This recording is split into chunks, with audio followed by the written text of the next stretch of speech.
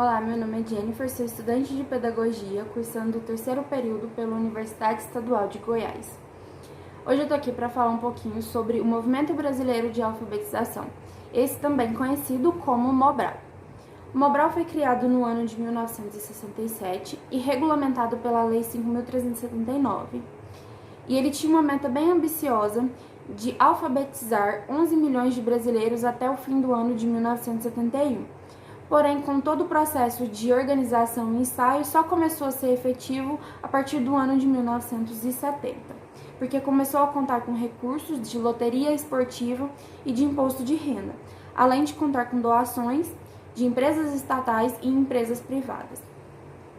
O Mobral montou uma organização em 3 níveis: a administração central, que era o Mobral Central, as coordenações estaduais e as comissões municipais. Esses eram os agentes executivos do movimento. Eles eram responsáveis por organizar os espaços, organizar os materiais e responsáveis também por chamar as pessoas para participar do projeto. O Mobral Central fazia convênios com as comissões municipais para conseguir se comprometer a fornecer material didático, orientação técnica e recursos para pagamento dos alfabetizadores, que no caso eram os professores dos analfabetos da época. Esse controle de quem era professor, quem não tinha muito, era qualquer pessoa da população que soubesse ler e escrever. Até tinha uma regulamentação, mas que não era muito usada. O objetivo principal e original do Mobral era a alfabetização de pessoas iletradas de 15 a 35 anos. Porém, a partir de 1974, houve a necessidade de incluir também a faixa etária de 9 a 14 anos, porque as primeiras séries de ensino estavam superlotadas com alunos novos e repetentes, então houve essa necessidade de aliviar esses primeiros anos. O Mobral era desenvolvido em 4 programas. O primeiro programa, que era a alfabetização funcional, com 5 meses de duração e 2 horas diárias de aula, em postos onde os alunos eram escolarizados sob a direção de monitores. A educação integrada, que era 12 meses de duração, posterior à alfabetização, que compreendia as primeiras séries do ensino do primeiro grau, no caso. O terceiro, que era o desenvolvimento comunitário, que tinha 2 meses de duração, esse que era voltado para induzir os alunos a participar de empreendimentos do interesse comum, no caso.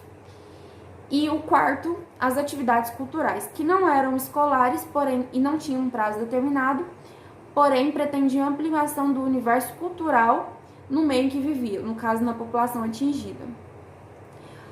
A direção do Mobral defendia que o método utilizado baseava-se em experiências significativas do aluno. Esta forma, porém, embora divergisse do método do Paulo Freire, usava-se termos semelhantes a ele. A principal diferença entre os dois é que no método do Paulo Freire ele visava o aluno em si. Ele tinha como um método tipo: eu consigo ver o meu aluno e todo o meio que ele vive. Ele é único, ele é específico. Já no método do Mobral, não. As cartilhas eram direcionadas para o país todo, ela não tinha diferença. Ela não levava em consideração o local onde cada um vivia. Ele não levava em consideração nada de fora que contasse em sala de aula. O Mobral começou a ser, como vamos dizer, desmanchado a partir do ano de 1980, que através de um censo que foi realizado, foi verificado que a taxa de analfabetismo ainda era bem alta, que eles não conseguiram atingir as suas metas, seus métodos, no caso as suas metas, que eram bem ambiciosas, e que a partir de 1985 o Mobral foi realmente substituído pelo projeto Fundação Educar, que